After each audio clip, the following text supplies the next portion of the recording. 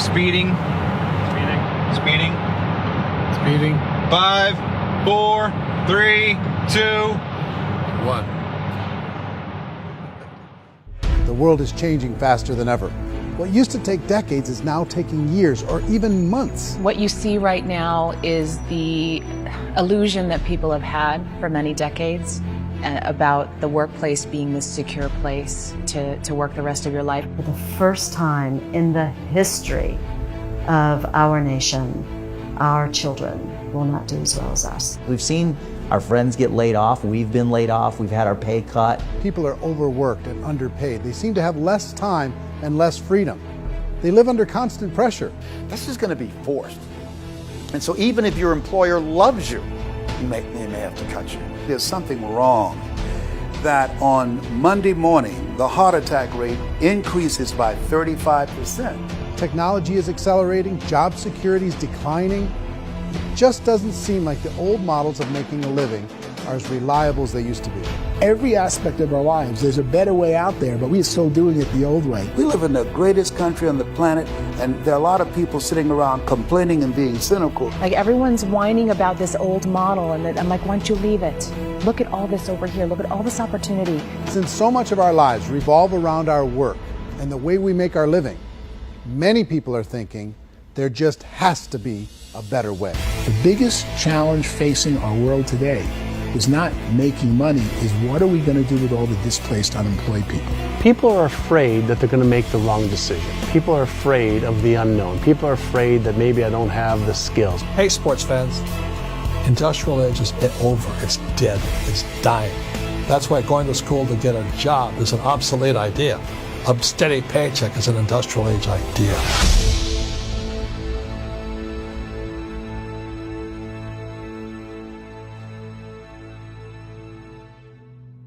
It's the search for answers that has brought us here together today.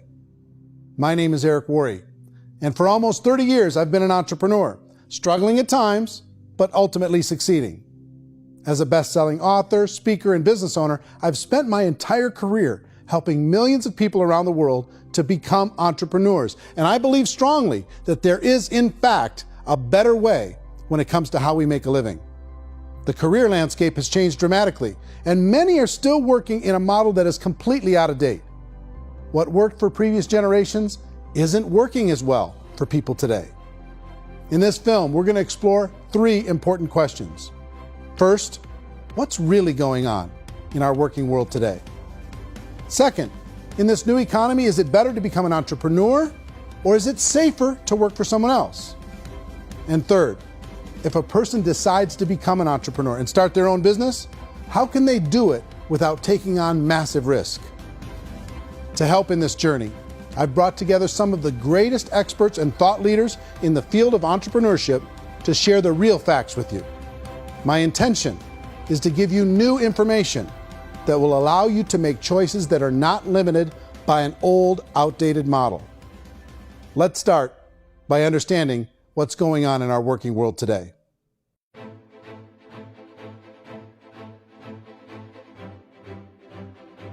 Let's look at unemployment. 30–40% of the people are honestly not working, but would be working. What our government does is if you haven't found a job in 6 months, we don't call you unemployed. We pretend you dropped out of the labor force. I've often said that unemployment, particularly structural unemployment, that's unemployment due to technological changes, is the first sign of economic growth. Think of it, 10 people live on an island. They go out every day and fish.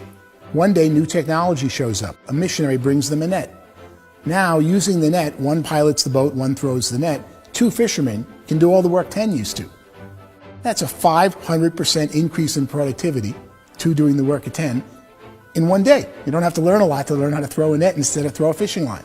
The island's got a big problem, 80% unemployment. But the island still has all the wealth of the fish because the 2 people produce as much fish as 10 did. Now, of course, looking back in history, these changes used to take thousands of years. And during that time, we went into farming and transportation. Some of us became doctors and some teachers and lawyers, and we developed all these new professions and new manufacturing jobs. Today, these changes are occurring literally in one day when a new technological advance occurs, and we don't have the social structures to deal with it or to retrain the unemployed people. So one of the things that I think is interesting as I travel across the country and really travel around the world is the way that we work and the way we get paid for work is changing pretty dramatically. On a global basis, everything is being turned upside down because of the rapidly advancing technologies. They are eliminating many jobs, and we have been left with many people not prepared for the jobs that exist. A lot of demand in public companies was to squeeze out all the fat and to get just as much margin as we possibly could, and fat equals humans. So this idea of job security in information age is so obsolete, but it's still taught inside our school system. And that's where the problem starts. There's no financial education in the school system, and people are still trained to be employees who work for that paycheck. This is a chart on the middle class. What's happening in the middle class, those that went to school, their incomes have been coming down for years. And parents still say to their kids, go to school, get a job. Now what happens to all those middle class people who are dropping off the ends of the chart? Well, they become what's called working poor. And this is what happens to working poor. But they say poverty is ending. Well, poverty may be ending, but working poverty is going up. And this is food stamp usage.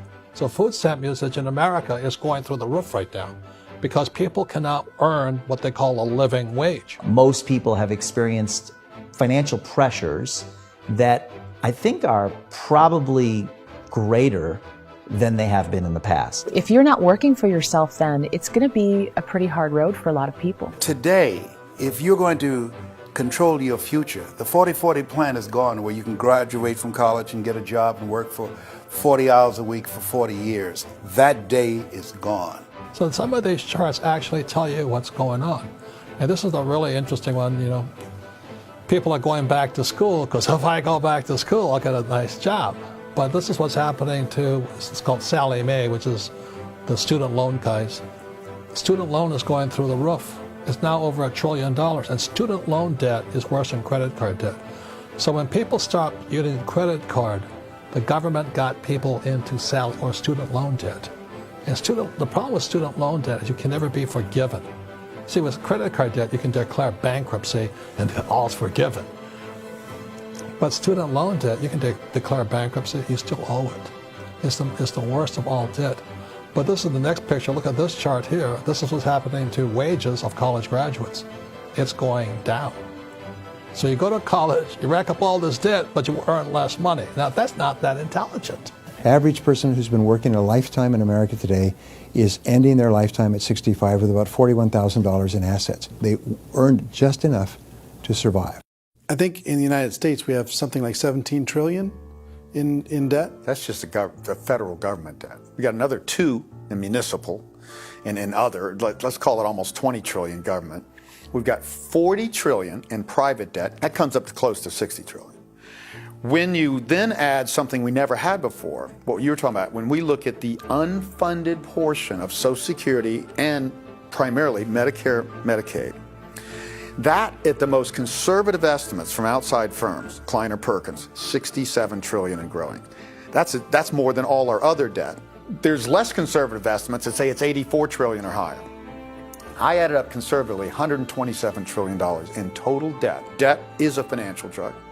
When you take it to excess, it's like taking a drug. Yeah, it makes you feel better, it enhances your performance, but at a huge cost, eventually it kills you. And so that's what happens. We keep doing more and more debt, and you get less and less results, just like a drug, until the debt gets so high that it crushes the whole system. That's where we're at, 8.2 times GDP. You know who I feel sorry for?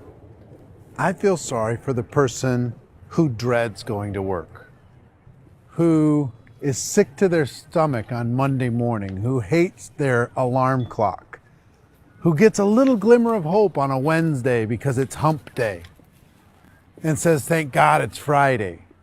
And they live for those 2 days a week where they get to be themselves and they don't have to be around people they don't like, and they don't have to play the political game in the office, and they don't have to live this half life.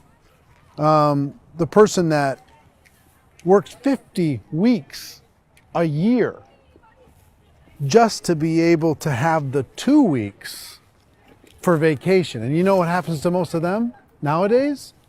They don't have a vacation. They have a staycation. They have time off of work, but they don't get to go where they want to go because they're overextended. They've got all this debt. They got all this situation. They hate their alarm clock. They can't sleep until they're done. They have to spend most of their life in traffic. I feel sorry for that group of people because there's a better way. They just don't know it. I see this really interesting attempt at rugged individuality in a 6x8 rectangle. And I feel like you're all the same, except for the little push pins of the pictures. There's different pictures. Yours is named Jenny and his is named Sujara, but it's the same people. And this is how they are, and they're just like the zombies, and there's no joy in there, there's no fun. There's always like the wacky woman who decorates her cubicle, and that's the most she can do there. You got to give her credits, right? The wacky cubicle woman. The basis for their life is worry. I'm worried, you know, maybe I'll get fired. I'm worried maybe my company will go out of business. I'm worried I can't keep spinning the plates on paying the bills. I'm worried about how do I send my kids to college. I'm worried, what if the transmission of my car breaks? That's, you know, 2 or 3, I can't fix it. People live in a sea of worry, and it eats at them. Those signs that people held up during the Depression didn't say looking for gainful employment in a cubicle. It said looking for work. Work is what we're looking for. Job is just a unit of measurement. Work is what we're going after. It's time to look in the mirror and say, it's not the economy, it's my economy. It's my little world of where I am. I need to improve. I'm not going to wait for the economy to come back because, frankly, the economy is doing great in this country. So I'm here on Wall Street, the financial center of the universe, the financial capital of the world. This is where most people's money goes to at least be held for a time, right?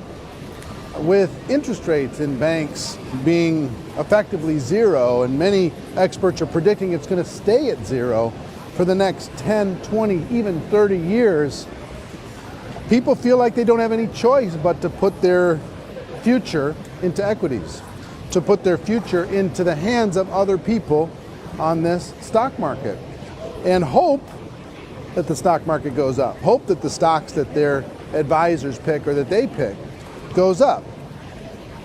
That's one way to go, I guess. It's my personal belief that if you put your future into the hands of yourself, in other words, you have earning power by yourself, I think you're a better investment than these guys. I think you controlling your future is a better option than handing over your retirement to these guys.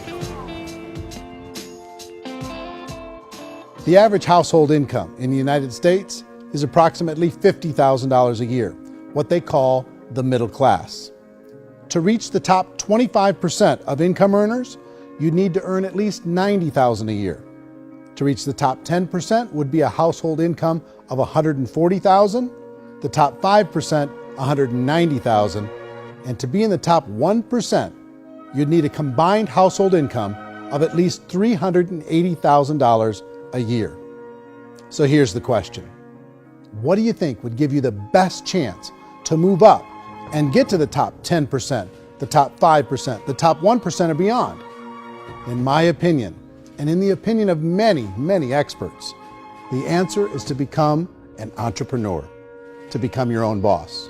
I think you have to be a business owner. I can't, the only time I ever say to someone it'd be great to be an employee is when they've already told me they've surrendered. I only tell people who are wounded spiritually that they should be an employee. And it's that feeling that you get when you pick up the backpack off the little Cub Scout and say, "Don't worry, little guy, we'll get you back to the camp."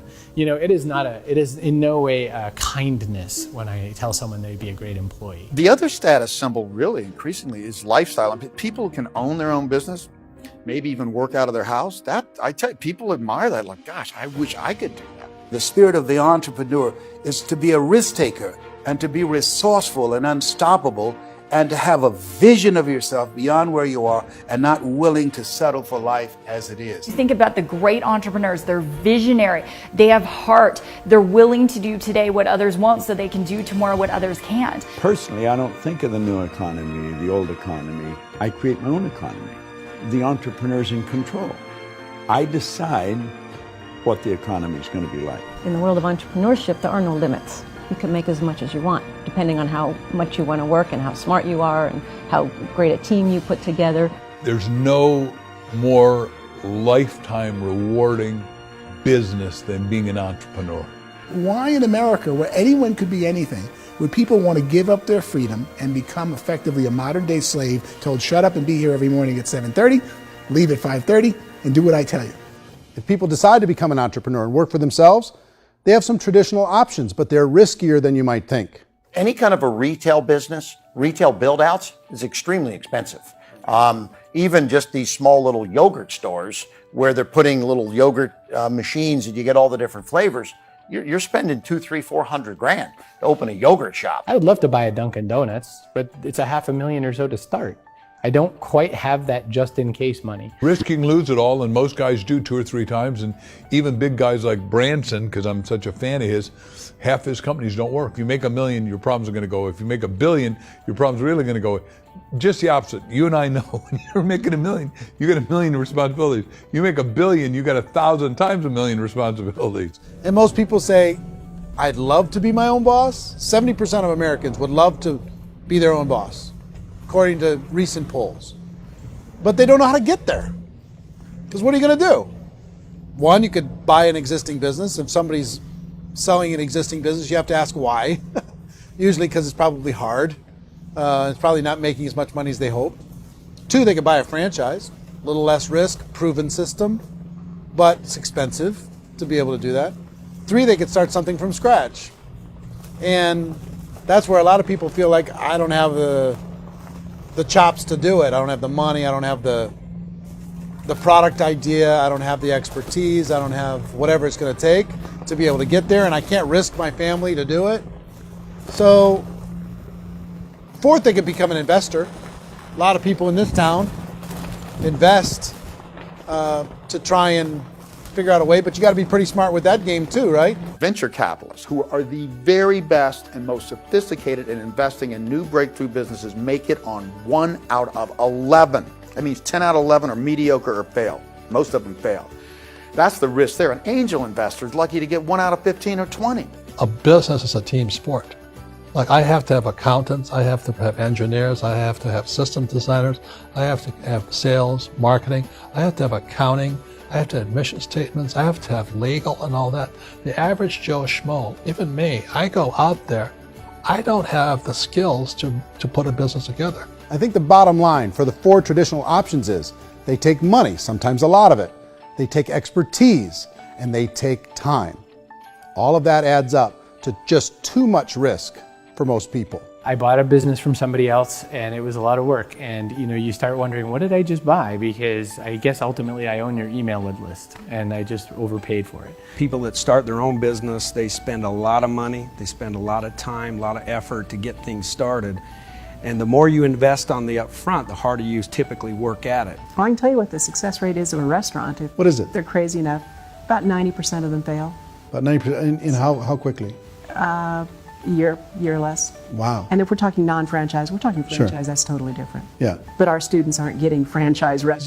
You got to invest big money. Exactly. And with someone like McDonald's, you've had to work with the company for a long period of time, really know the To even have a institution. chance at investing $1 million. Have a chance, and it's a slim chance. What if there was a way that you had all the proven aspects, the comfort aspects, and you could still control your own life?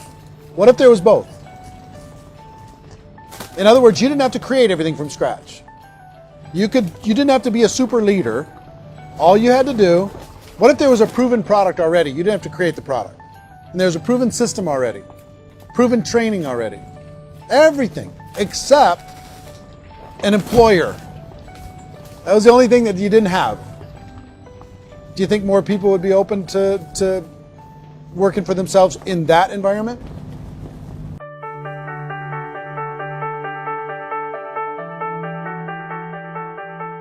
In our search for a better way to make a living, we've come to the conclusion that becoming an entrepreneur is actually safer than being an employee.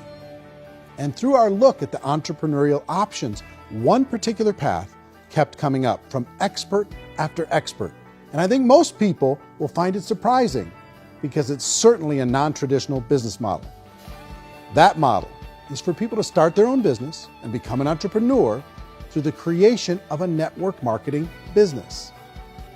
Some people call it direct selling because the product is being sold directly from the manufacturer to the end consumer, cutting out the middlemen. Other people call it multi-level marketing, or MLM, because there are multiple levels of commissions paid. The most common term today is network marketing, because network marketing best describes using a large group of independent distributors, independent entrepreneurs, to move a product or service more efficiently. So my friend here, Donald Trump, and I, we always write about the network marketing industry. And the reason we support the network marketing industry is because it really is a business school for entrepreneurs. Because most people come out of school looking for a paycheck. Oh, that's terrible. I went to network marketing like that. I think if it didn't exist, we should invent it. It is that good. I think direct selling is a great way to do business today. It's very easy to get into that industry, and you can be self-employed, be, in effect, an entrepreneur. When we see multi-billionaires adding network marketing companies to their portfolio of companies, that would be a clue. When we see people who are very famous authors and very famous business people endorsing the industry, that would be a clue. These network marketing companies aren't $50 million companies. They're billions and billions of dollars. They lead the stock market. They're major companies. When we're going to get it? You know, and you're going to school to work for a paycheck, but if you want to be rich, be an entrepreneur, and network marketing gives you the spirit to be an entrepreneur. A traditional company will spend up to 50% of their total revenue on marketing. Network marketing companies use a different approach. Instead of having all that extensive marketing expense, they utilize a network of independent distributors to do the marketing for them. Now, why do they do this? First, because word-of-mouth advertising is so much more effective today than traditional media advertising. Second, some products need to be explained or demonstrated, and an independent salesperson can do that more effectively than an ad campaign. Third, it's completely efficient. The company only pays for the marketing of their product if a sale happens and not before. Imagine if Amazon allowed you to become an independent distributor and paid out 40% of its revenue to that distributor group. All you had to do as a distributor was recommend a product, and if a person bought it on Amazon, Amazon would take care of all the logistics, and you'd get paid for bringing the customer. Now imagine you got paid for every purchase that customer made for the rest of their lives. Well, Amazon doesn't offer this option, but network marketing companies do. 85% of all buying decisions in our society are made as a result of word of mouth or reputation. We're recommending things to each other all the time. You know, who's your dentist? Who's your doctor? Who's your lawyer? What detergent, are you using? What legal system are you using? What product are you using? We're talking to each other about the things that we love anyway. When you go into a big box retailer, you're lucky if the clerk looks you in the eye, much less gives you any detailed or accurate information about what you're purchasing. So of course, this personal information, this education coming from a friend, a neighbor, a relative, or even a stranger, but one who has experience with the product is extraordinarily valuable. As a matter of fact, network marketing can educate consumers probably better than any other form of marketing. It certainly can do better than advertising, because advertising usually has a certain hype to it, and you can only get limited information. So, network marketing trumps advertising. If you were a typical sales company and you wanted to sell $1 million a month worth of product, you might go find 100 superstar salespeople. The quota would be $10,000 a month. So network marketing as a distribution system just flips the numbers. So we use 10,000 happy, raving fans of a particular product, and we don't concern ourselves so much with how much product each one of them individually sells. If they sell just $100 or $200 a month, and there's 10,000 of them, you're selling $1 million to $2 million a month worth of product. And that's the best way I can explain how network marketing works. This is the marketing arm of the company. There's not money being wasted on bricks and mortar. There's not money being wasted on inventory that's sitting stagnant somewhere. There's not of employees standing around that don't have customers. These are people that are going to connect with customers. These companies allow people to become independent distributors for extremely low cost and with no minimum time or sales quota. Essentially, they own their own business and can provide as much or as little sales as they choose. In other words, the distributor gets all the benefits of traditional business ownership without the risk. The advantage of network marketing is the ease of entry, the low risk, and the low startup cost, because almost everything else has very high risk. You can get in for a minimal investment. You're buying into a system that's already been proven, products or services that have been proven to work. The keys to network marketing is providing an opportunity for the masses to get involved, providing an opportunity for the average person who doesn't have the resources to start their own business. All of this so far is fairly straightforward, but network marketing offers another benefit, and it's this benefit that makes it so interesting for entrepreneurs. Network marketing allows a distributor to build their own network of other distributors and then compensates them on the sales created by that entire group. Direct selling is, at its base, very simple. It's the sale of a product or service to an individual on a face-to-face, one-on-one basis, just the way we're talking right now. But there's an important element as well, and that's the offering in conjunction with that sale of product, the offering of an opportunity for someone to make something of themselves. No matter what your social status is, no matter what language that you speak, I mean, look how many unbelievable people are becoming successful that speak every kind of language out there. What an awesome gift to give the world. Instead of having to work your way up in a system and prove that you could be a sales manager, they just decided everybody can be a sales manager. Everybody gets to build a sales team from day one. And so what that brought into the system of growth as a direct selling company is the concept of compounding or geometric progression. Because now you can actually grow a sales force very quickly because everybody is enrolling people in their own sales force. People who are like, oh, this is weird, I'm building a sales team. Or what do you think you do at a regular company? How do you think a regular company works? Network marketing is the only industry that doesn't say your past determines your future. It looks at your past and says, okay, now what can we train you to do so you can have a great future? Every other employer out there wants to exploit you for what you already know, not teach you something new. Network marketing has the potential to save the United States and the world, because it's going to teach people not to be employees, but to be entrepreneurs.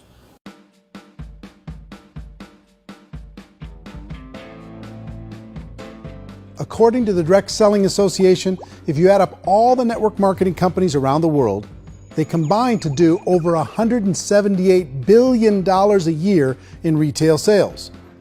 To give you an idea of how big that really is, the NFL, the National Football League, does approximately $9 billion a year.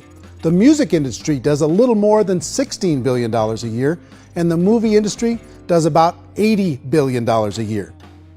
Using a conservative average, network marketing companies pay their distributors about 40% of that $178 billion in the form of commissions, which adds up to more than $71 billion a year.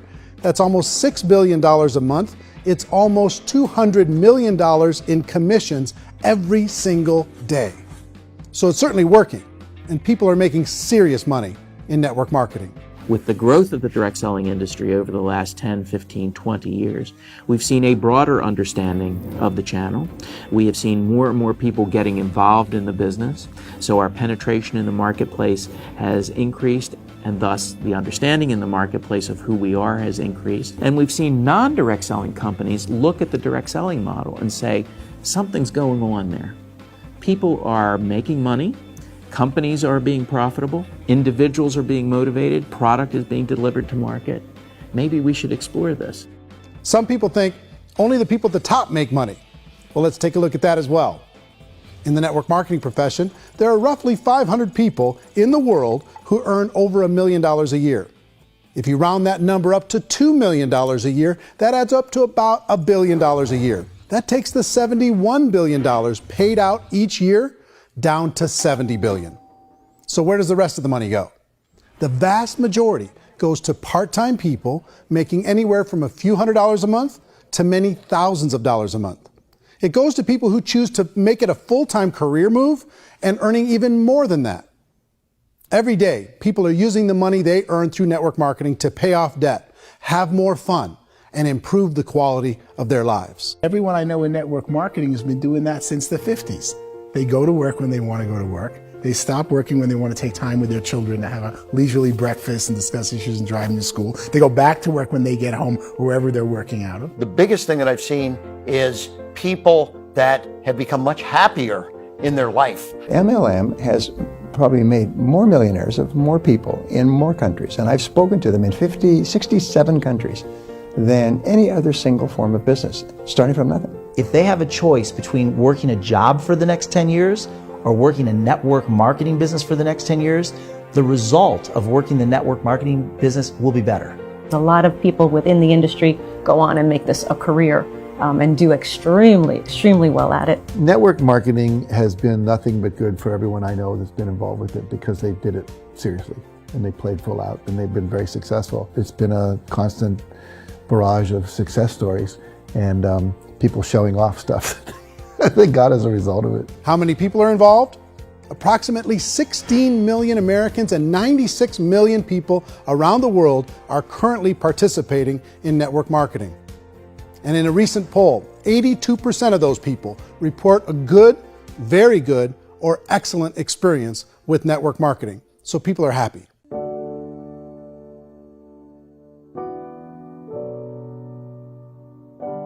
So I've taken a look at the network marketing profession and really tried to understand why so many people are confused as to the validity of this as a business. One is this pyramid shape. People get really messed up with this pyramid. Oh, it's one of those pyramid things. So I just think there are a lot of haters out there who really don't understand the industry and say, oh, it's a get-rich-quick scheme. It's a pyramid. Well, corporate America is a pyramid scheme. You know what I mean? It goes like this. You have thousands of MBAs, let's say working for Ford or General Motors or Coca-Cola. If all these MBAs, they're all trying to get to here, that's a pyramid. Only one guy's going to make it. Every 10 years, one's going to make it. Whereas you look at network marketing, it's like this. So you're here, and your job is to develop other CEOs coming up behind you. So it's an inverse pyramid. In network marketing, it's a very simple concept. If you sell product, you get paid. It is paid based on production. There is no first mover's advantage. There is no investment component where the more somebody spends, the more they're entitled to make. So the two are polar opposites of each other. It doesn't matter what shape the company is or the compensation plan is shaped, whether it's a circle or a pyramid or a triangle or a trapezoid, it doesn't matter. If compensation is coming primarily from recruitment, then you've got a problem. On the other hand, if an operation is basing their compensation to participants on the basis of sales, even when those sales are generated by people you've recruited, well, then you're a perfectly legitimate enterprise. That's the legal test, it's the practical test. Another issue that's been true in the past that is no longer true now is people used to be in network marketing loaded up with products that they couldn't sell and they ended up a loser. They ended up with a bunch of product in their garage, they ended up with a bunch of products sitting in their kitchen shelves or whatever, and they thought they could sell it and then they weren't willing to or able to sell it and they ended up with a bunch of stuff and they were bitter about it. There was this thing called front loading where you had to buy if you bought $25,000 worth of product, you got better commissions and all this. Today, it's almost all done by computer. It's direct mail comes from a warehouse somewhere else. You don't have to have all this inventory. You don't have to stock up. It's a paperless world now. Most of it's done online. You have a back office. It really works. And the technology has changed everything. Third issue is people start talking about 99% of people in network marketing don't make any money. Well, we've talked about that over the course of this journey together. Almost $200 million a day is being paid out to network marketing distributors around the world. The naysayers, the people who say that it doesn't work, are usually the ones who just don't know how to make it work for themselves. And so they're giving you an opinion, and I tell people, don't confuse people's opinions with expertise, because opinions are free. And don't confuse sincerity with the truth, because people could be sincerely wrong. But here's the reality inside of network marketing. The vast majority of people that get involved in network marketing just become customers and they get involved to be able to purchase product at a lower price. If you take Costco as an example, if a person goes into Costco and gets a membership to Costco so they can get a lower price on the product, we don't call that person a loser because they have a bunch of product that they walked out with a smile on their face. Yet when some people want to take a look at network marketing, they say, well, those people, they're just using the product and they aren't earning an income, so they must be a loser. They're not a loser, they're a happy customer. That's the vast majority of people that are involved in network marketing. Now, a smaller percentage of those people decide to go build a business. They earn $300 a month, $500 a month, $1,000, $2,000. That's the bulk of earnings in network marketing. And then there's the few that really decide to take it serious, really decide to build a large network, really work to make that network very, very productive. And those people make huge amounts of money and there's no cap. What I do as an outside economist, just somebody looking at this industry like any other industry I speak and say, look, what's the realities of this? 1% do incredibly well. 10% generate some additional income at pretty low risk and effort, that's fine. And 90% of people roughly end up customers. One thing that I think is real when it comes to people's perceptions about network marketing is people put this, and distributors, I think, involved in network marketing have some responsibility for this. They have sometimes unrealistic claims about the product or about the income. Most people who become distributors, they want the money, they want to be successful, but they don't have the skills. They don't know what to do. And when people don't know what to do and they're in a new business, they're scared. And when they're scared, they panic and desperation kind of sets in. So they think everyone they talk to has to get in. So if I talk to you and you say, well, no, I don't have time to do that, they're like, no, I need you. You have to do this or I won't be successful. So I start clawing on you. I start that desperation. So then I start making claims about the product, which are not appropriate, probably not even true. Or I start saying, let me show you how you can make all this money and you don't have to do anything, Eric. And so you just totally misrepresent the opportunity, and you're clingy with people because you think you need everybody to be successful, and you don't. You know, one of the messages that I try to deliver most forcefully to companies as well as salespeople in direct selling is that you don't have to overpromise. The reality is in network marketing, there's a lot of hard work involved. There's a lot of effort. You're going to have to develop yourself. It's a business like anything else. It's going to take some time, but in my opinion, it's better.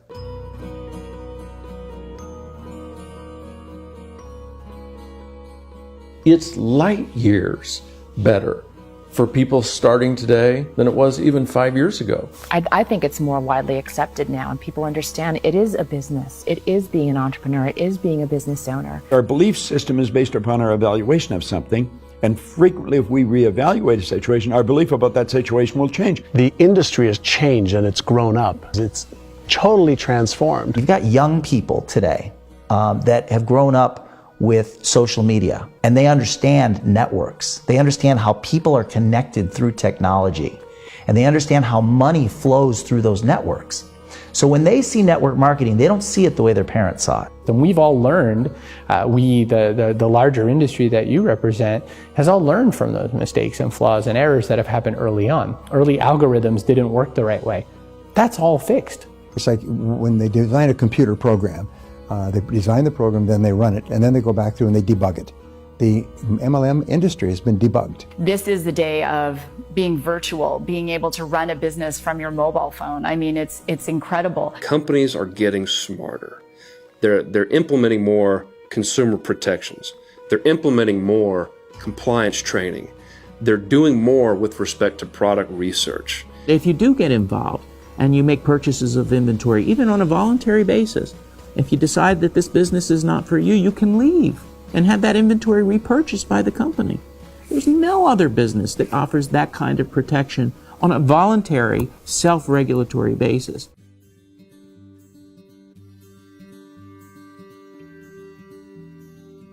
If you decide to look further into a network marketing business in order to generate more cash flow for your family, I would recommend reviewing the following 4 elements.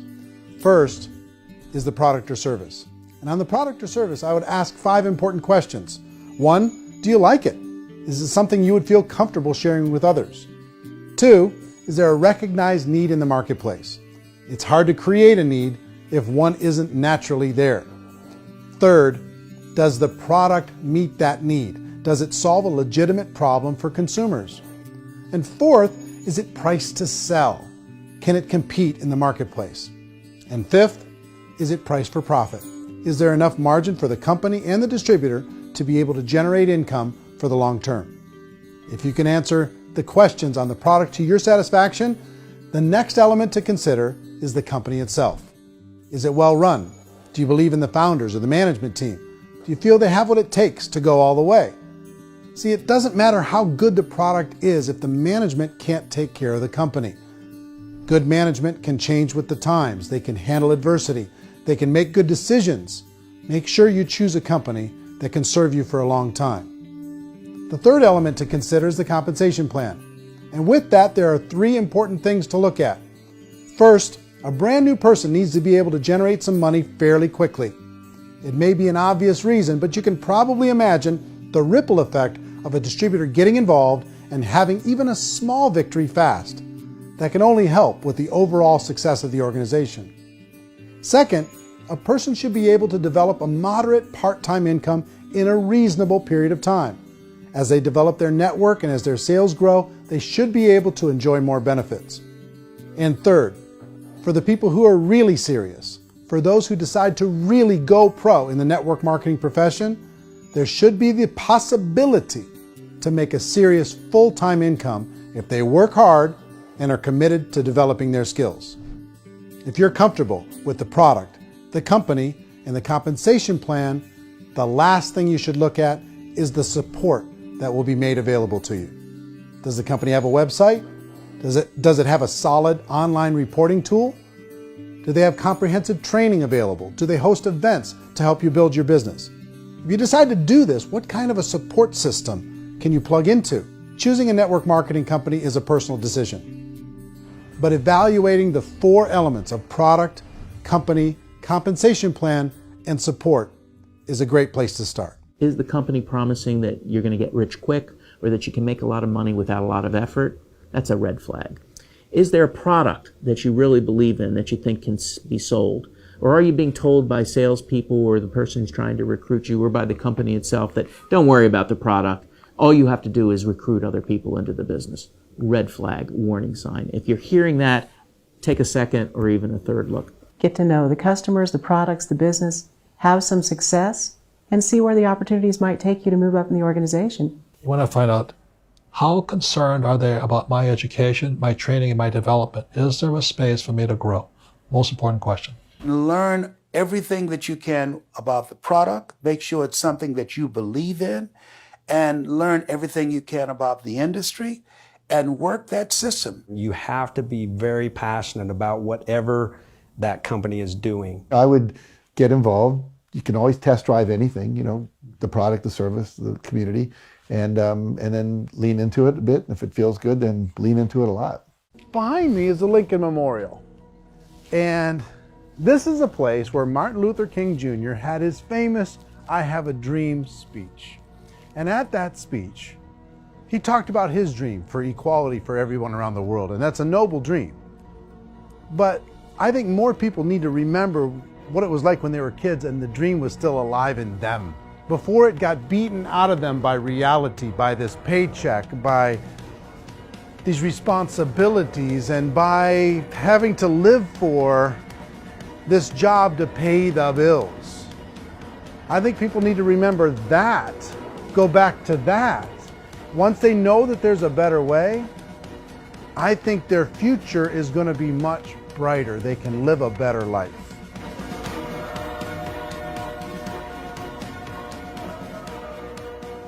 So if you're considering getting involved in a network marketing company, let me offer you just a few pieces of advice.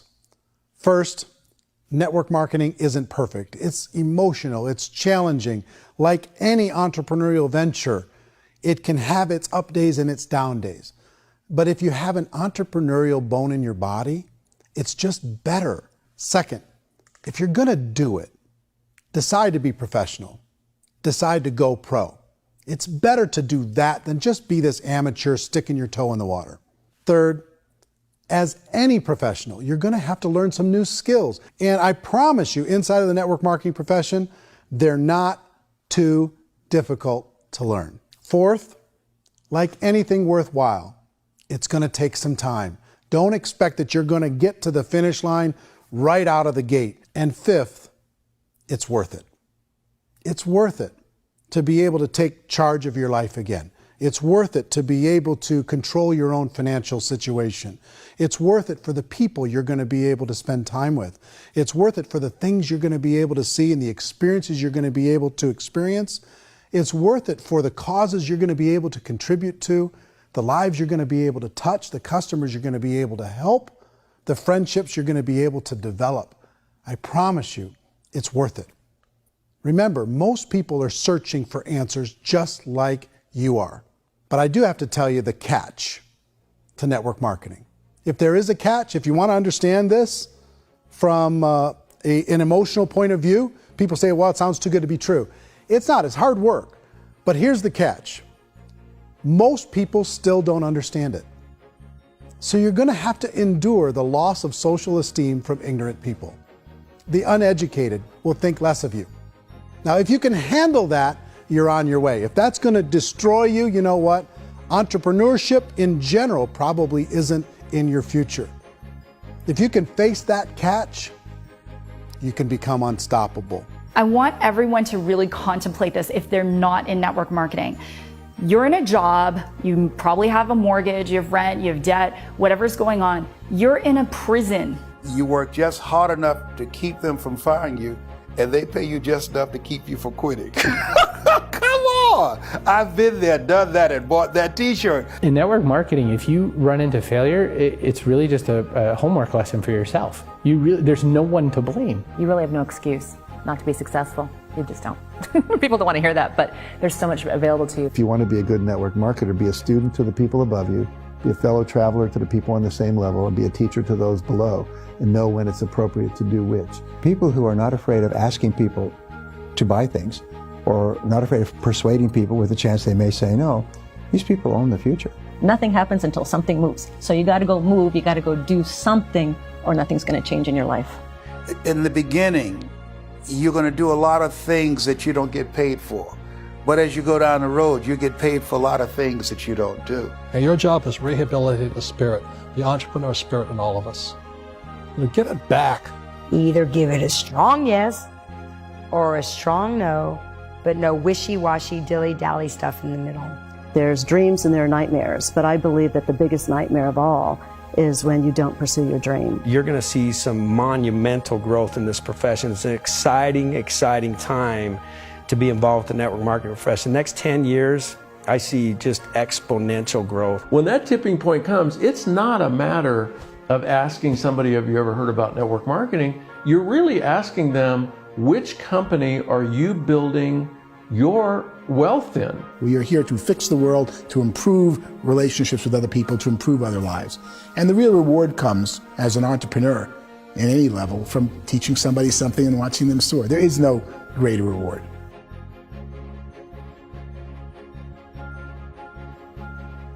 Life's too short to spend it living someone else's dream instead of your own. It's too short to spend it living at a fraction of your potential. Can being an entrepreneur be a challenge at times? Sure. But here's what you get in exchange. It can be yours. Something that you built, something that you created, something that you made happen. This balloon represents your dream. It represents entrepreneurship. My wish for all of you is that you would reach out and grab it. The choice is up to you.